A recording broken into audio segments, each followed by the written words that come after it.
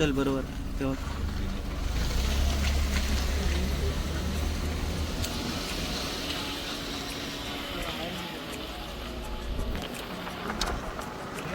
होय होय चालत राहा.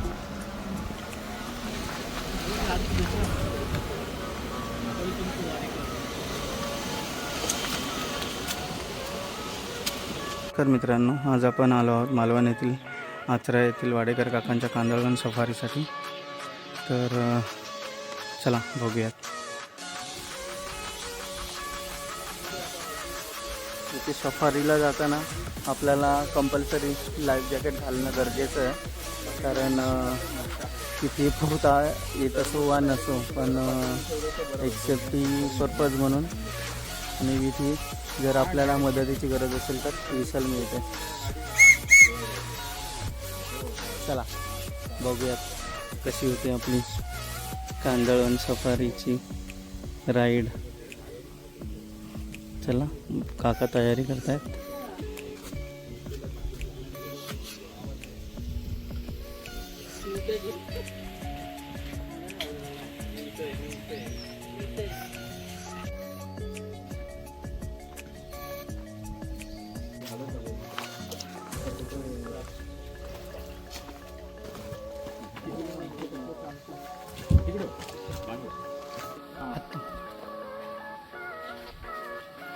चला, आपण आपल्या कांदळवन सफारीला आता सुरुवात करतो.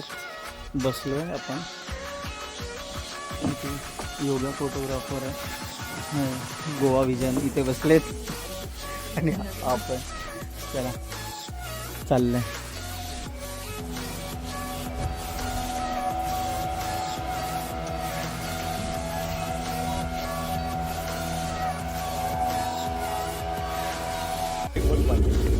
आपल्या मराठी भाषेत एक म्हण आहे, उचळ पाण्याला खळखळाट पाणी. हा वाळू दिसतो आंध्रा बीच आहे. बीचच्या कडेकडे आपण चालत गेलो तर आपल्याला मालवण वेंगुर्ला गोवा लागेल. मध्ये खाड्या आहेत. त्या डोंगराच्या इकडच्या साईडला गेलो तर देवगड, रत्नागिरी, जयगड, मुंबई लागेल. आणि आपण सरळच्या सरळ बोट घेऊन समजा गेलो ते तर आपण पण कोलंबस सारख्या एखाद्या राहिलेल्या देशात होत जाऊ. तो केप ऑफ बोर्डला वळसा मारून डायरेक्ट बनवला ट्रॅगलला जाऊ शकतो आला असता. पण आता आपल्याकडे इंधन कमी आहे, खाण्याचे पदार्थ नाही आहे, त्याच्यामुळे खाण्याचे पदार्थ इंधन आणू आणि एक नवीन देश शोधून काढू. नक्कीच. आमच्या नवीन देशाचा एक तरुण तडफदार पंतप्रधान म्हणून विजय लाडकर यांना करून नक्कीच नक्कीच विजय लाडना पंतप्रधान करून टाकू आपला. देश शोधून काढल्यावर हो, प्रयत्न चालू आहेत. आणि ते आपल्या सहकार्याला आपल्या मर्जीनुसार इतर खाती देऊन टाकली. हो नक्कीच. आता आपण बोटीत बसलो तो मालवण तालुका होता, पलीकडे आला या साईडला उतरलं की देवगड तालुका. ओके. या खाडीमुळे दोन तालुक्यांचं विभाजन झालं. एकच टायमिंग रोज नसतं. काही लोकांना वाटतं फक्त सकाळचीच भरती येते, काही लोक म्हणतात दुपारची, रात्रीची. तर तसं नाहीये.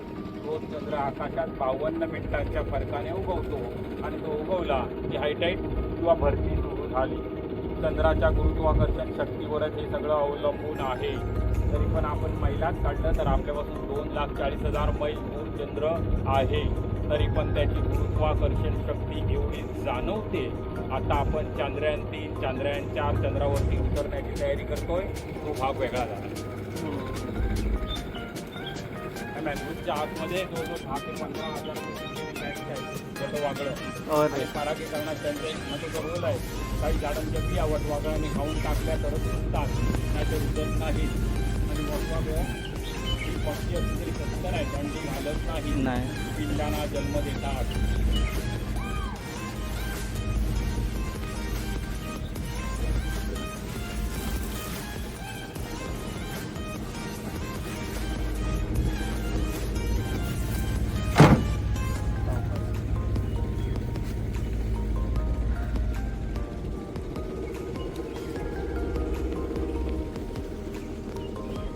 गेलो असतो तर आपल्याला माणसाला सुद्धा डोकीला मागे माणसाचा मुखवटा लावावा लागतो. त्याच्या बेंगॉल टायगर अटॅक करतात आणि खाऊन टाकतात. तिची आकडेवारी मोठी आहे. 4,000 महिलांना वाघ वर्षाला विधवा करतो. कारण या मॅनग्रुवच्या बाणामध्ये माशांचं अन्न जास्त असतं, म्हणून मासे जास्त असतात. म्हणून मासे पकडणारी लोक जास्त जातात.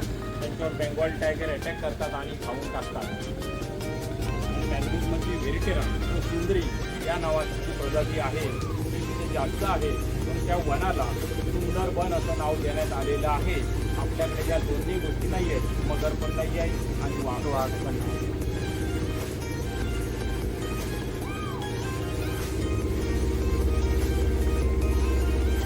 आपल्या इथे मगर आहे याच्यात? नाही, मगर नाही आहे, मगर पण नाही आणि तर वाघ पण नाही.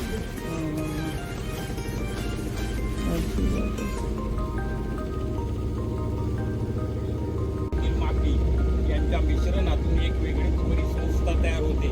त्याला इचुराने विशिष्ट किंवा खाजणपणे म्हणतात आणि त्याच्यातच ही सगळी झाडं तयार होऊ शकतात. उदाहरणार्थ खारफुटी, कांदळवन, मॅनग्रोव्हची जिपी म्हणजे खाऱ्या पाण्यातील येणाऱ्या वनस्पतींचा समूह. त्याच्यातलं एकही झाड गोड्या पाण्यात उगवणार नाही आणि गोड्या पाण्यातलं एकही झाड याच्यात जगणार नाही.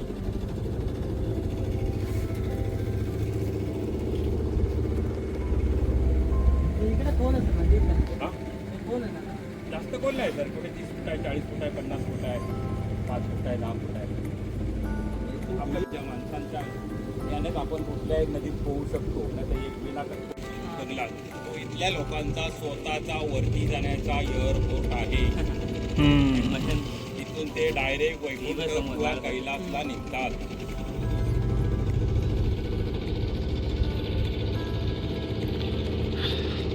डायरेक्ट देवाला भेटण्याचा मार्ग आहे तिथे, स्मशान.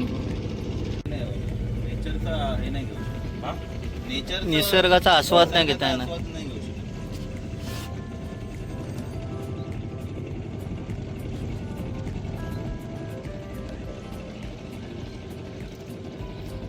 आम्ही एकदा गजल नवाज आमचे भीमराव पांचाळ आमचे मित्र आहेत. आम्ही रात्री कोजागिरीला सुद्धा 9 वर्षांची आतमध्ये आलो. आलं होतं 31st करायचं का? नाही म्हणजे राईड, नाईट राईड.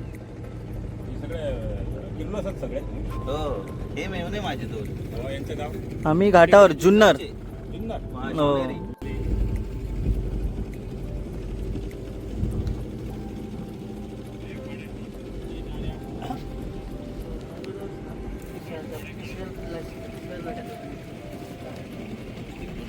मुंबईमध्ये ही मुळं आपल्याला बघायला पण मिळणार नाही. ती जी वरती सर आधार मुळातल्या तिथपर्यंत हायटाईटला पाण्याची पातळी वाढणार आहे, म्हणून त्यांनी खांद्या खाली सोडलेले नाही झाडांचे. तिथपर्यंत पाण्याची पातळी वाढणार आहे. याला 3 टाईपची मुळं आहेत सर. जमिनीत मुळं आहेत, त्या मुळांना शोषण मुळं फुटलेली असतात आणि वरून जी दिसतात ती आधार मुळं. शोषण मुळांना न्यूमोट्रोकोरस असं सुद्धा म्हणतात. हा, हे आपलं राज्य ट्रेस रे अगं हे झाड. त्याच्या झाडाचं बॉटनिकल नाव आहे सोनुरसी आलुबा या पांढरीची. त्याला गोल आकाराची हिरव्या कलरची सफरचंद सारखी फळं येतात. त्या फळांमध्ये स्टार्च असतो. त्या झाडांवरती रेशमाचे किडे पण चांगले पोसू शकतात. आणि आता त्या या झाडांच्या फळांचा उपयोग आपले देवगड कॉलेजचे सायंटिस्ट आहेत डॉक्टर जाधव, त्यांनी या झाडांच्या फळांचा उपयोग कॅन्सरवर प्रभावी औषध म्हणून यूज केला आहे. त्याच्यामुळे या झाडाला आपल्या महाराष्ट्र सरकारने मॅनग्रोव्ह मधल्या आपल्या राज्यवृक्षाचा राज्य ट्रीचा दर्जा दिला. आणि एका मॅनग्रोव्ह मधल्या वृक्षाला राज्यवृक्षाचा दर्जा देणारं भारतातलं महाराष्ट्र हे पहिलंच राज्य आहे. ही टोकदारी झाडांची शोषण मुळं आहेत. ते बघा मोदी आले आहेत, ती जमिनीत मुळं आहेत, त्या मुळांना शोषण मुळं. या शोषण मुळाद्वारे झाडं तयार होणार नाहीत. पण जसं आपल्या भगवान शंकराने विष पचवलं तसं पाण्यातले विषारी घटक ही झाडं स्वतः ओढून घेतात आणि हे खारं पाणी सुद्धा मिनरल किंवा शुद्ध करतात.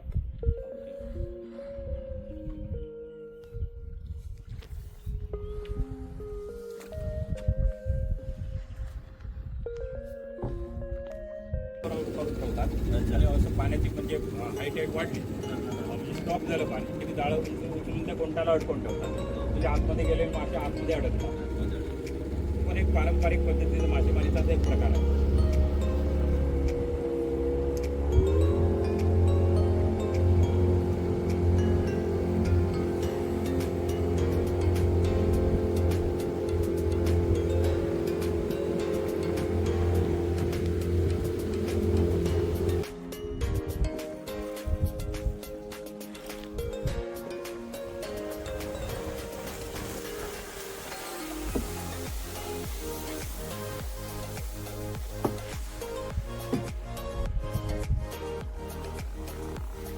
इतकी शूटिंग झाली होती, आलं तर घाबरायचं नाही, बोटी देणार नाही.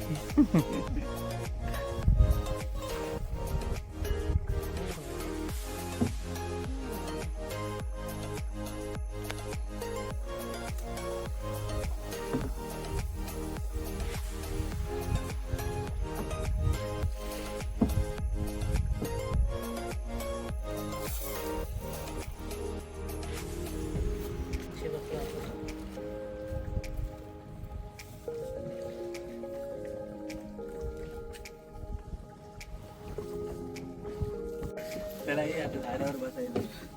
दोघे फक्त एकच काम कर, तोंड बंद ठेव.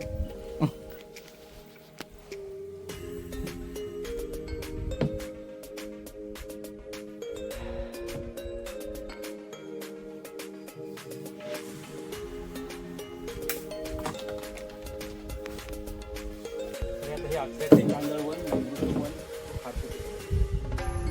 जेवढी आम्हाला आचऱ्याचे कांदळवन, खारफुटी तो मेंदूरवन ही साधारण 210 हेक्टरमध्ये पसरलेला आहे, म्हणजे 600 एकरमध्ये. आणि आपल्या भारतात याच्या पूर्व किनारपट्टी आणि पश्चिम किनारपट्टीवरून या कांदळवनाची तो मेंदूरच्या 160 प्रजाती आहेत.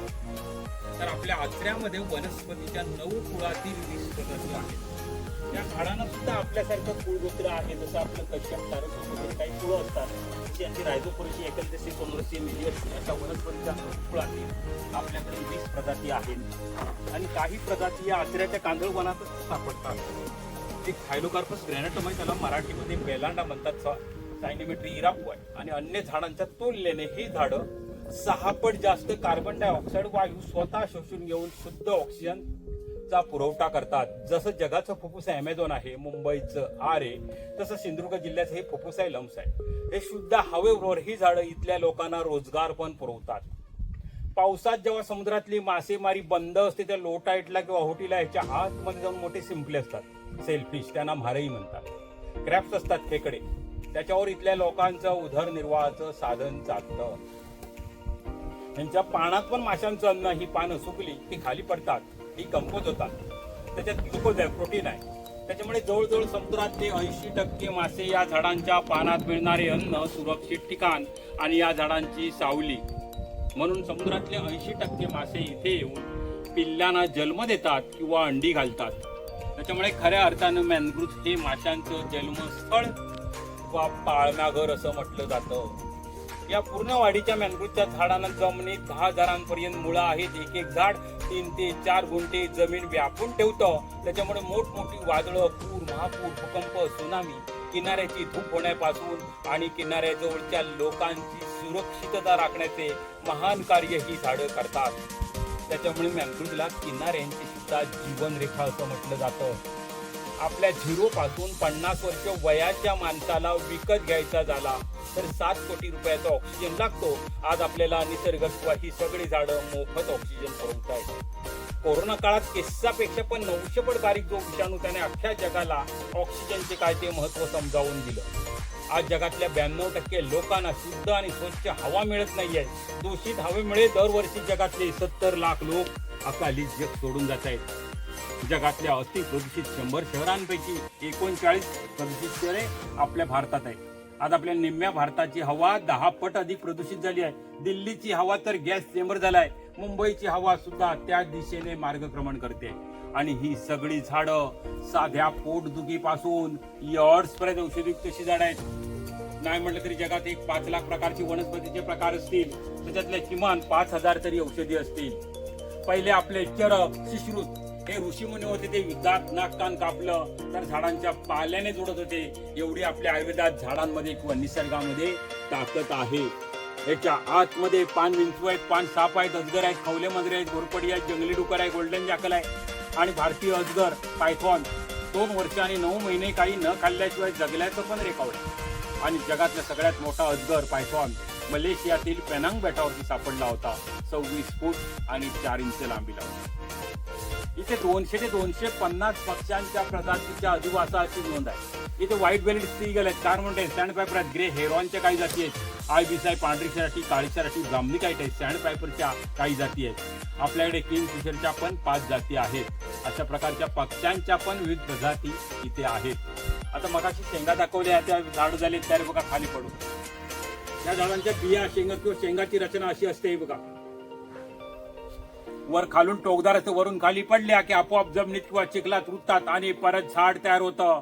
निसर्गाने अशी त्याचं डिझाईन केलं आहे की मनुष्य प्राणी लावेल अशी निसर्गाने अजिबात वाट बघितलेली नाहीये.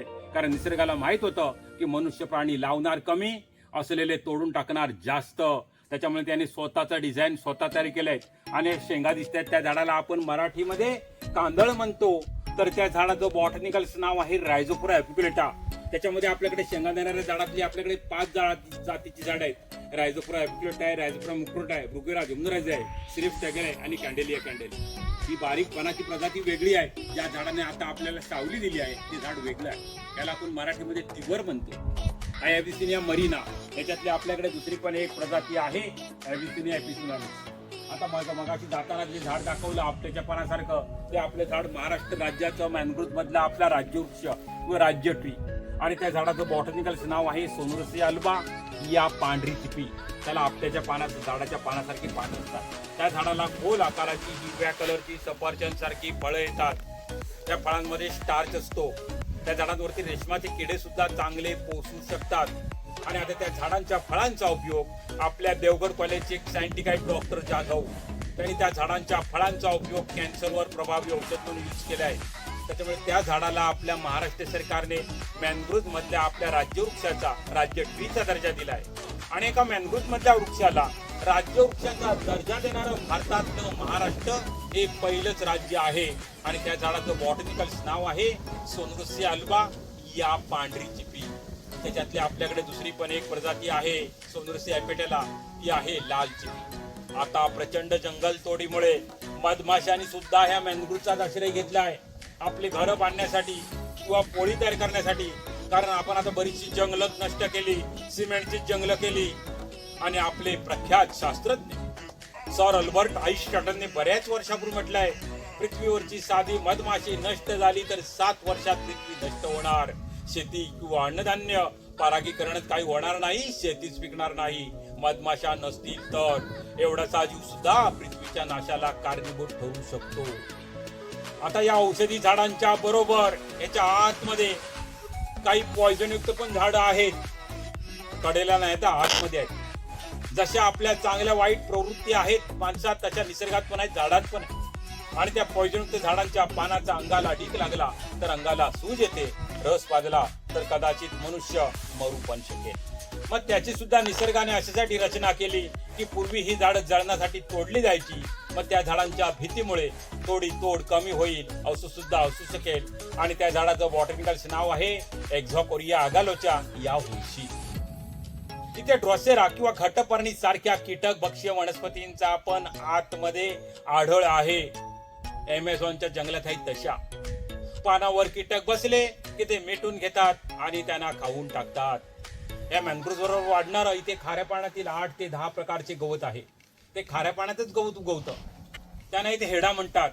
ते इथे दुधाळ जनावरांना सुद्धा सकस आहार म्हणून खाऱ्या पाण्यातील गवत वापरतात. आणि जगात वनस्पतीमध्ये गवताचंच कुटुंब मोठं आहे. 7000 प्रकारचे गवताचे प्रकार आहेत. हा बांबू सुद्धा एक गवतच आहे आणि ऊस हे सुद्धा आपलं गोड गवतच आहे. बांबू पासून किमान 1800 वस्तू तयार होतात. आणि हा मॅनग्रोव्ह हा मूळ शब्द आपला नाही आहे, तो मूळ शब्द आहे पोर्तुगीज.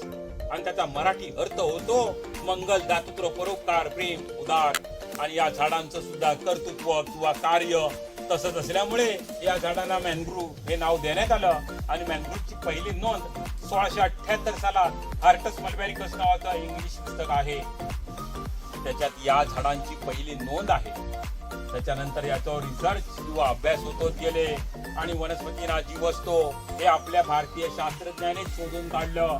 सर जगदीशचंद्र बोस त्याच्या पूर्वीचे लोक वनस्पती म्हणजे निर्जीव, त्यांना काही समजत नाही, त्यांना सुख दुःख भावना समजत नाही असंच समजायचे. उदाहरणार्थ आपल्या घराच्या बाजूला फुलं किंवा फळ देणारी झाडं असली तर त्यांना जास्त फुलं किंवा फळं लागतात. आपण पण रोज वनस्पतींना जाऊन भेटलं पाहिजे, त्यांच्याशी बोललं पाहिजे, त्यांच्यावर प्रेमाने हळूवार हात फिरवला पाहिजे. आता इथे मोठमोठ्या आंब्यांच्या बागामध्ये सुद्धा काही लोक साऊंड सिस्टीमचा वापर करतात. पंडित हरिप्रसाद चौरसिया वगैरे यांचं बासरी वादन, डिस्को गाणे नव्हे, त्याच्यामुळे त्यांच्या उत्पादनात वाढ होते. आणि हे टेक्निक आपण आपल्या भगवान श्रीकृष्णाकडून चोरलाय. आपल्या भगवान श्रीकृष्णाने पहिलं बासरी वादन केलं की गायी आणि म्हशी जास्त दूध द्यायच्या. आता मोठमोठ्या तबेल्याने सुद्धा संगीत युद्ध करतात, त्याच्यामुळे त्यांच्या उत्पादनात वाढ होते. आता जगातल्या अति प्रदूषित 100 शहरांपैकी 39 प्रदूषित शहरे आपल्या भारतात आहेत. आणि समृद्ध पर्यावरण किंवा भारतातल्या प्रत्येक नागरिकाला जर चांगली हवा पाहिजे असेल तर भारतातल्या प्रत्येक नागरिकाच्या वाट्याला किमान 422 झाडांची गरज आहे. पण दुर्दैवाने मोठी तफावत आहे. प्रति हेड किंवा प्रति मानशी भारतात फक्त 24 झाडं येतात. भारतात दरवर्षी सरासरी 7 अब्जवृक्षांची तोड होते. भारतात दर दिवशी 3800 कोटी लिटर सांडपाणी नद्यामध्ये सोडले जात आहे. आणि जगात दर मिनिटाला 27 फुटबॉलच्या मैदाना एवढी जंगलं कापली जात आहेत. ती झुम नावाची शेती असेल, रोको नावाची शेती असेल, यासाठी अमेझॉन सारख्या मोठ्या जंगलांना सुद्धा लोक वणवे लावतायत किंवा आगी लावतायत. पण आपले मोठे उद्योगधंदे हे जास्त कार्बन डायऑक्साईड वायू किंवा हवा प्रदूषित करतात. एक मोटर, वीज आणि सिमेंट. एक मोटर गाडी तयार होण्यासाठी साधारण 1.5 लाख लिटर पाणी लागतं. सिमेंट आपल्या वजनाच्या अर्धा पट, कार्बन डायऑक्साईड वायू आणि त्याला 2000 पट पाणी लागतं. आपण जी रोज वीज वापरतोय यासाठी रोज 15 लाख टन कोळसा जाळतोय. याच्यातून 22 लाख टन कार्बन डायऑक्साईड वायू वातावरणात किंवा हवेत सोडतोय. या प्रक्रियेला जवळजवळ 60,000 कोटी लिटर पाणी गरम करून परत नद्यामध्ये सोडतोय. हे झालं रोजचं. आणि मानवी जीवनात जंगलाला एवढं महत्व आहे की वन ही जल है, जल ही रोटी है आणि रोटी ही जीवन है. जंगलामुळेच पाऊस पडतो, पावसामुळे शेती किंवा अन्नधान्य पिकतं आणि अन्नावरच आपलं सगळ्यांचं जीवन चालतं. आपल्या भारतात पाऊस सुद्धा बऱ्यापैकी पडतोय. भारतात सरासरी 1068 मिलीमीटर पाऊस पडतो आणि त्यापासून 4000 क्युबिक मीटर पाणी बनतं. आणि इस्रायलमध्ये फक्त 100 नाही 150 मिलीमीटर पाऊस पडून ती जगातली 1 नंबरची शेती करून स्वतःला पाणी वापरून पाण्याची निर्यात करतायत. ना आपलं सगळं पाणी या खाड्यांवाटे अरबी समुद्रात वाहून जात आहे. आपलं धावते पाणी चालते गेले पाहिजे, चालते पाणी रांगते गेले पाहिजे, रांगते पाणी थांबते गेले पाहिजे आणि थांबते पाणी जमिनीत जिरते केले पाहिजे. हाच एक जलसंवर्धनाचा साधा आणि सोपा उपाय आहे. आपल्या भारतात 28 राज्ये आणि 7 केंद्रशासित प्रदेशात मिळून एकूण प्रमुख 603 नद्या आहेत. त्याच्यातल्या जवळजवळ निम्म्या नद्या सध्या प्रदूषित आहेत, म्हणजे 311 नद्या प्रदूषित आहेत. ना आपण सगळे प्रगतिशील राज्य म्हणणाऱ्या महाराष्ट्रातल्या सर्वाधिक 55 नद्या प्रदूषित आहेत. त्याच्यात गंगा, यमुना, मुळा, मुठा, मिट्टी, पंचगंगा वगैरे सगळ्या आल्या. या कांदळवनाच्या किंवा रायझोपोराच्या सुकलेल्या पानामध्ये टॅनिन नावाचं द्रव्य पण आहे. भविष्यात ही सुकलेली पानं चहापत्तीला सुद्धा पर्याय ठरू शकतील. अधिक आपल्या शरीरात अपचन झालं, एक औषध वापरतात, गॅलिक ऍसिड, ऑस्कॉर्बिक ऍसिड किंवा क जीवनसत्व त्या रायझोपोराच्या सालीमध्ये, पानामध्ये विपुल प्रमाणात आढळतं. आणि ही सर्व 20 जातीची झाडं आहेत. ही सिम्बायोसिस आहे. एकमेकाच्या साह्याने ही 20 जातीची झाडं एकत्र राहतायत किंवा एकत्र जगतायत. परत 20 जातीची माणसं एकत्र राहिली नसती, त्यांना परत आरक्षण पाहिजे होतं. या काडीत सी हॉर्स पण सापडतो आणि सी लॉयन पण आहेत. उदम मांजर सुद्धा आहेत. आणि आपण जो व्हेरिटीज मध्ये पान घोडा नावाचा मासा समजतो तो सुद्धा या खाडीत सापडतो. आणि ज्या खाडीत दोन्ही गोष्टी सापडतात ती समृद्ध खाडी, म्हणजे बऱ्याच जातीचे मासे तिथे असतात. आपल्या जगभरातल्या समुद्रामध्ये माशांच्या 21,000 जाती आहेत आणि आपल्या भारतात 1600 आणि महाराष्ट्रात 600. 450 खाऱ्या पाण्यातील आणि 150 गोड्या पाण्यातील. पण बऱ्याचशा माशांच्या प्रजाती ग्लोबल वॉर्मिंग, तापमान वाढ आणि बेसुमार मासेमारी यांच्यामुळे लोप पावल्या किंवा नष्ट झाल्या. आपल्या पूर्वजांच्या काळात पहिली मासेमारीवर 4 महिन्याची बंदी होती. आता ती जेमतेम 2 महिने आहे. अधिक आपले पूर्वज अधिक मास, श्रावण किंवा आठवड्यातून 2-3 वेळात मासे खायचे, माशांचे पुनरुत्पादन जास्त होण्यासाठी. आता जगातले जवळजवळ 80% लोक सी फूड यूज करतात. या आपल्या सिंधुदुर्ग जिल्ह्याच्या किनारपट्टीची लांबी आहे 121 किलोमीटर. महाराष्ट्र राज्याच्या किनारपट्टीची लांबी आहे 800 किलोमीटर. भारत देशाच्या किनारपट्टीची लांबी आहे 8000 किलोमीटर. आणि आपल्या भारतातल्या 9 राज्यांना आपल्यासारखा समुद्र किनारा लाभलाय. आणि आपल्या भारतात 82 सागरी जिल्हे आहेत. आणि आपल्या भारतीय समुद्राची हद्द आहे 20 दशलक्ष चौरस मीटर. जगाच्या समुद्राच्या किनाऱ्याची लांबी आहे 3,12,000 किलोमीटर. भारतीय सगळ्या नद्यांची लांबी आहे 29,000 किलोमीटर. आता भारतीय समुद्रामध्ये फक्त 2000 डॉल्फिन सोडले आहेत आणि गंगेमध्ये 300. गोड्या पाण्यातले पण डॉल्फिन्स असतात. आम्ही पण डॉल्फिनची सफारी करतो. पण जसा जिम कॉर्बेट किंवा पेच अभयारण्य जाऊन वाघ दिसत नाहीत तसं डॉल्फिनचं सुद्धा आहे. ते काय होत दिसायला आमचे पगारी नाही आहेत, पण हे पण आम्ही सांगतो आणि आम्ही पण डॉल्फिनची सफारी करतो. मालवणी भाषेत डॉल्फिन्सला गागारेडा असं म्हणतात, गागोरेडो. मालवणी भाषेत जाड आणि बुटक्या माणसाक सुद्धा परत म्हणतात खाऊन खाऊन मेलो गादेरड्यासारखं फुगलो आहोत. आणि ही महाराष्ट्रातली एकमेव खाऱ्या पाण्यातील देवराई आहे. आपल्या आचरा गावाचं ग्रामदैवत आहे रामेश्वर. त्याच्या नावाने पूर्वजाने ही जागा आरक्षित केली आहे. आमचे पूर्वज हुशार होते, त्यांना माहित होतं आम्ही आता सगळे सिमेंटची जंगल करणार ना, हे तरी जंगल शाबूत ठेवूया. तरी पण आपल्या सिंधुदुर्ग जिल्ह्यात 1498 एवढ्या देवराया आहेत. देवराया म्हणजे देवाच्या नावाने आरक्षित करून ठेवलेली जंगलं. त्याच्यातलं पान सुद्धा तोडायला उचलायला आपल्याला परवानगी नसते. आणि आजच्या घडीला जगातली सर्वोत्कृष्ट ॲमेझॉन नंतर माणसाला जर जगण्यासाठी 2 नंबरची बेस्ट प्लेस असेल तर ती सध्या तरी आपली कोकणच आहे. तेव्हा यावा कोकण आपलाच असा. धन्यवाद. लकीली बघा आज आपल्याला कांदळवन सफारीच्या माध्यमातून वाडकर काकांकडून एवढं नॉलेज माहिती जी आपण शोधूनही नसती सापडली ती बघायला मिळाली, ऐकायला मिळाली. तर विचार करा माणूस म्हणून आपण किती प्रयत्न करू शकतो कांदळवन वाचवण्यासाठी. झाडं पर्यावरण टिकवण्यासाठी. तुकाराम महाराजांना 400-500 वर्षापूर्वी सुद्धा समजलं होतं. ते म्हणतात वृक्षवल्ली आम्हा सोयरी वनचरे. आणि आपल्या गेल्याच वर्षी आदरणीय पंतप्रधान साहेबांनी सुद्धा मालवणच्या सभेत उल्लेख केला होता मालवण आचरा मॅंग्रोव्ह कॉन्झर्वेशन. बरोबर. म्हणजे दुबई बिबई वगैरे बघतो ना, तर तो तेव्हा लोक असे म्हणजे मोठीने अशी नॉर्मल जायची अशी हे क्रॉस एका एंडने दुसऱ्या. आता कसं तुम्ही बोलात देवगड ह्या बाजूला आहे, सिंधुदुर्ग ह्या बाजूला आहे, मधली ही खाडी आहे. असे ते हे तिने जुनी नावं सगळ्या त्या पुस्तकात काढली. हो. तर तेव्हा पण ते त्यांनी सांगितलं की हळूहळू पाण्याची पातळी वाढत गेली आणि मग भूभाग कमी झाला, बेसिकली जमीन कमी झाली.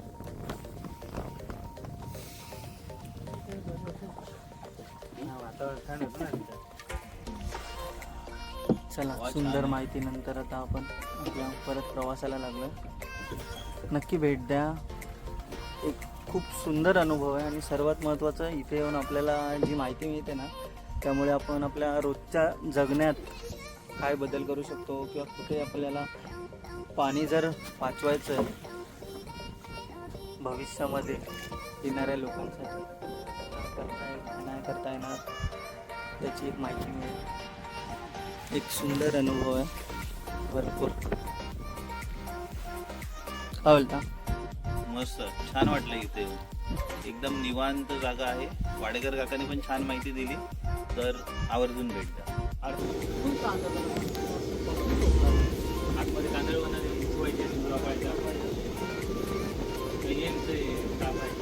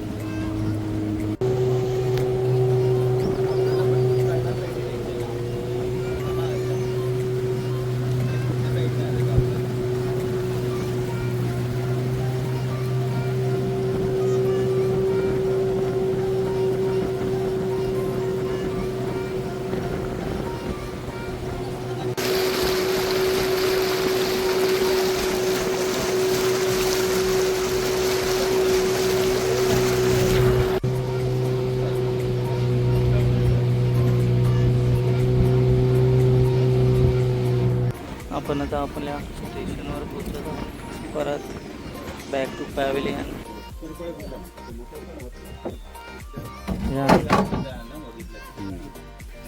पेमेंट